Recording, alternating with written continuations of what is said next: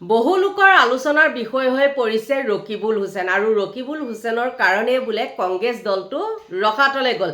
বন্ধু বান্ধৱীসকল, নতুন এটা ভিডিঅ'লৈ আপোনালোকক আটাইকে স্বাগতম জনাইছোঁ আৰু আপোনালোকে চাগে ইতিমধ্যে গম পাইছে প্ৰদ্যুৎ বৰদলৈ সাংসদ আৰু সেই প্ৰদ্যুৎ বৰদলৈ ইতিমধ্যে ডলি গগৈৰ ওচৰত উপস্থিত হ'ল আৰু ডলি গগৈৰ ওচৰৰ পৰা বাহিৰে তেওঁ ইতিমধ্যে হিমন্ত বিশ্ব শৰ্মাৰ লগালগি হৈছে আৰু প্ৰতিটো ক্ষণতেই হিমন্ত বিশ্ব শৰ্মাৰ লগত তেওঁ কি হৈছে ফোনত সংযোগ আৰু তেওঁ কি হৈছে আজি মই যিহেতু ভিডিঅ'টো কৰিছোঁ মঙলবাৰে ৰাতি কৰিছোঁ, বুধবাৰে তেওঁ কি কৰিব বিজেপি দলত জইন কৰিব আৰু মই আপোনালোকক এতিয়াই নহয় আগৰ পৰা কৈ আছিলোঁ এই কথাটো আৰু লগতে আছে আৰু এজন আহি আছে, মই কৈছোঁ শুনক, হিতেশ্বৰ শইকীয়াৰ পুত্ৰ আৰু এইবিলাক কিহৰ কাৰণে হৈছে বাৰু?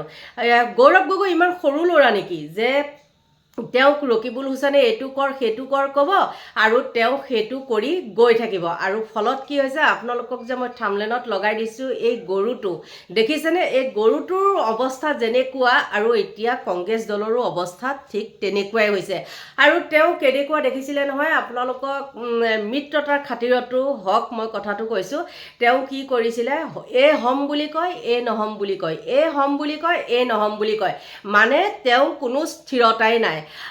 আৰু মই কৈছিলোঁ আজিৰ পৰা 2-3 মাহৰ আগত মই কৈছিলোঁ শুনক, যেতিয়া নেকি এইবিলাক কথা ওলাই আছিলে যে কংগ্ৰেছৰ পৰা যেতিয়া কিছুমান মন্ত্ৰী বিধায়ক গুচি আহিছিলে বিজেপি দলত জইন কৰিছিলে আৰু তেতিয়া মই এখন ফটো আপোনালোকক লগাইছিলোঁ যে দিলীপ শইকীয়াৰ ঘৰত গৌৰৱ গগৈ আৰু বহু লোকে কয় যাব পাৰে, হয় যাব পাৰে, আমিও যাব পাৰোঁ, সকলো যাব পাৰে, আমিতো সাধাৰণ মানুহ নহয় জানো, কিন্তু তেওঁ গৈ গুপুতে তাত আলোচনা কৰাটো এটা আছিল ডাঙৰ ৰহস্য। যদিহে কৈছোঁ শুনক, যদিহে মুখ্যমন্ত্ৰী আজি হিমন্ত বিশ্ব শৰ্মা নাথাকি পেলাই সৰ্বানন্দ সোণোৱাল হ'ল হয়, অতদিনে কিন্তু গৌৰৱ গগৈ আহি পেলাই বিজেপি দলত জইন কৰিলে হয়। হয়তো কিছু লোকে মোক গালি পাৰিব, গালি পাৰিলেও কথা নাই আৰু মোৰ মাতটো যিহেতু একদম ভাগি আছে, কাহ চৰ্দি হৈ আছে, সেইটো কাৰণে মোৰ মাতটো ভাগি আছে আৰু মই ক'ব পাৰিলোঁ হয় অলপ জোৰত, কিন্তু কোৱা নাই, এনেকৈয়ে কৈছোঁ। আৰু আজি মই দেখিলোঁ ডলি গগৈৰ ওচৰত গৌৰৱ গগৈ মাতৃৰ ওচৰত দিল্লীত গৈ পেলাই প্ৰদ্যুৎ বৰদলৈ গৈছে আৰু তাত নিশ্চয় তেওঁলোকৰ কথোপকথন হৈছে আৰু সকলোখিনি চাগে প্ৰদ্যুৎ বৰদলৈয়ে বুজাই দিছে ক'ত ভুল হৈছে ক'ত শুদ্ধ হৈছে, সকলোখিনি বুজাই দিছে আৰু তাতে কিন্তু অসন্তুষ্ট প্ৰকাশ কৰিছে গৌৰৱৰ পত্নীয়ে। আপোনালোকে চাগে নিউজটো পাইছে, মই বাৰু সেয়া লগাই নিদিওঁ, মই মুখেৰে আপোনালোকক কৈ দিছোঁ, কিন্তু এইবিলাক কিহৰ কাৰণে হৈছে জানেনে? অহংকাৰৰ কাৰণে। হয়তো যদি তৰুণ গগৈ জীয়াই থাকিলে হয় তেওঁ দলটো সুচাৰুৰূপে পালন কৰিলে হয়, কিন্তু সেইটো হৈ নুঠিলে। তৰুণ গগৈ গুচি গ'ল আমাৰ মাজৰ পৰা আৰু সেইটো হেৰিতেই কি হৈছে একে কংগ্ৰেছ দলটো ধ্বংস কৰি পেলালে তেওঁ পুত্ৰই।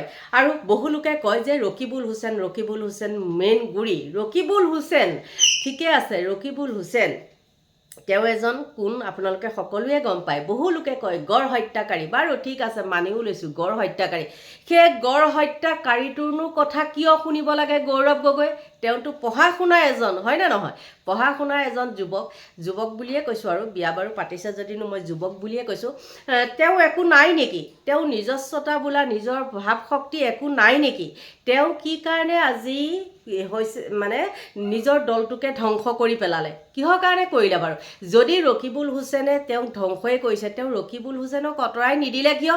ইয়াতো নিশ্চয় কিবা ৰহস্য আছে আৰু মই কৈছোঁৱেই হিমন্ত বিশ্ব শৰ্মা যদি নাথাকিলে হয় গৌৰৱ গগৈ অত দিনে আহি পেলাই তেওঁ বিজেপিত খোপনি পুতিলে হয়, নাক কাণ কাটিলে হয় আৰু এতিয়া হিমন্ত বিশ্ব শৰ্মা থকালৈকে কিন্তু আহিব নোৱাৰে। মই আপোনালোকক এইটো অপ্ৰিয় হ'লেও সত্য কথা কৈছোঁ, ইয়াৰ আগতেও মই সেই কথাটো কৈছিলোঁ আপোনালোকক আৰু বহু লোকে তেতিয়া মোক কৈছে হয় কথাটো, আৰু বহু লোকে কৈছে নহয় কথাটো, কিন্তু একেবাৰে হয়। মই একেবাৰে ভিতৰুৱা কথাহে মই কৈছোঁ আপোনালোকক দেই, কাৰণ হিমন্ত বিশ্ব শৰ্মাৰ লগত কিন্তু একদম তেওঁ ব্যক্তিগতভাৱেও ভাল নহয়, কিন্তু সৰ্বানন্দ সোণোৱালেই হওক বা দিলীপ শইকীয়াই হওক, তেওঁলোকৰ সৈতে কিন্তু একদম সুসম্পৰ্ক আৰু বহুখিনি যা যোগাৰ হৈ গৈছিলে, কিন্তু পৰা নাই।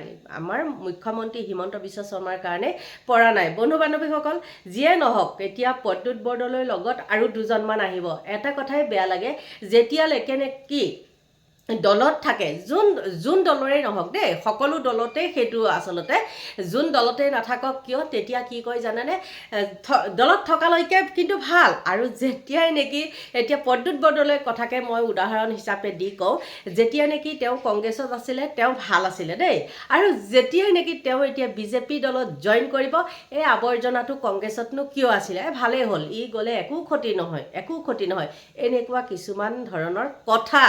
গতিকে বন্ধু বান্ধৱীসকল, আৰু তেওঁ পুত্ৰই মাৰ্ঘেৰিটাত টিকট লৈছে, হয়তো তেওঁ পুত্ৰৰ টিকটটো কেঞ্চেল হ'ব পাৰে, কাৰণ যিমান যি নহ'লেও তেওঁ বাপেকৰ ফালেই হ'ব, হয়নে নহয়?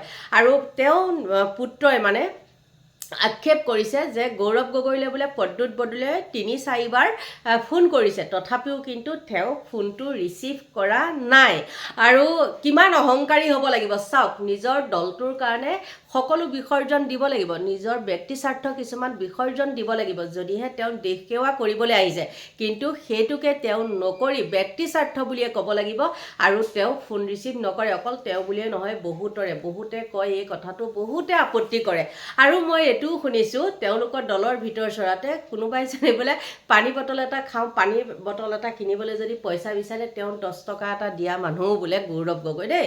এয়া কিন্তু তেওঁলোকৰ দলৰ ভিতৰ চৰাৰ কথাহে, মই ইমানখিনি নাজানো। তথাপিও যিয়ে নহওক, মই কৈছিলোঁ সিদিনাখন কথা এটা, যে ইতিমধ্যে প্ৰদ্যুৎ বৰদলৈ আৰু হিতেশ্বৰ শইকীয়াৰ পুত্ৰক আহিব, কিন্তু এতিয়া চাগে দেৱব্ৰত শইকীয়াই কি কৰিছে, চুপচাপ আছে, কোনে কি কৰে নকৰে সেইটো চাই আছে। হয়তো ইলেকশ্যনৰ আগতেই আহি যাব পাৰে, হয়তো তেওঁ হাৰিলে ইলেকশ্যনৰ পিছতো আহি যাব পাৰে। বন্ধু বান্ধৱীসকল, যিমান পাৰোঁ ভিডিঅ'টো সৰু কৰিবলৈ চাইছোঁ, আৰু আপোনালোকেতো গম পায়েই মোৰ কি অৱস্থা হৈ আছে, আপোনালোকে সকলোৱে গম পায় মোৰ ভিডিঅ' যিসকলে চাই আছে। অৱশেষত ল'ৰাটোক কালি অনাও হ'ল, আৰু যিয়ে নহওক মানে ভাল হ'লেই হয়, আৰু সেইটোৱেই কৰিলোঁ। আৰু লগতে আজি অকণমান মানে টাইম পাই, চৰ্দি হৈ আছে যদিনো অকণ টাইম পাইছোঁ, বিচনাতে পৰি কৰি হ'লেও মোবাইলটো চাই এইটো নিউজ পালোঁ, পাই লৈ পেলাই আপোনালোকৰ ওচৰলৈ আগবঢ়ালোঁ। গতিকে বন্ধু বান্ধৱীসকল, প্ৰদ্যুৎ বৰদলৈ ডলি গগৈৰ ওচৰত যোৱাৰো কাৰণ বহুত আছে। ডলি গগৈক তেওঁ নিশ্চয় মনৰ সকলো দুখ বেদনা সকলোখিনি শ্বেয়াৰ কৰিছে, আৰু তাৰপিছতহে তেওঁ এইটো সিদ্ধান্ত লৈছে। যি হৈছে, মই ক'বলৈ গ'লে যি হৈছে কিন্তু ভালেই হৈছে, ইমানেই ক'লোঁ, আৰু তাতকৈ বেলেগ ক'বলগীয়া একো নাই বুলিয়ে ভাবোঁ। অহংকাৰে পতনৰ মূল, ঠিক তেনেকৈয়ে গৌৰৱ গগৈও অহংকাৰৰ কাৰণেই আজি কংগ্ৰেছ দলটো শেষ। লোকক দোষ দি লাভ নাই, ৰকিবুল হুছেইনক দোষ দি লাভ নাই, হয়নে নহয়? নিজৰ মগজ থাকিলে লোকে, তেওঁতো এতিয়া পানী কেঁচুৱা নহয় বোলে, তেওঁক একেবাৰে জোৰ জবৰদস্তি এইটো কৰিবলৈ দিছে, তই কৰিবই লাগিব, নহ'লে মাকৰ গাখীৰ নোখোৱাব, এনেকুৱা কিছুমান কথা, হয়নে নহয়? গতিকে বন্ধু বান্ধৱীসকল, অহংকাৰী পতনৰ মূল, আৰু তেওঁ ভাবিছে মই তৰুণ গগৈ পুতেক যেতিয়া, মোক কংগ্ৰেছত চবেই ভোট দিব, কিন্তু জিৰ'। এতিয়া এইবাৰ তেওঁ নিজৰ সমষ্টিতে যোৰহাটতে হৈ যাব তেওঁ জিৰ' আলুগুটি। বন্ধু বান্ধৱীসকল, এইখিনিতে আপোনালোকৰ পৰা লৈছোঁ বিদায়, বাই বাই।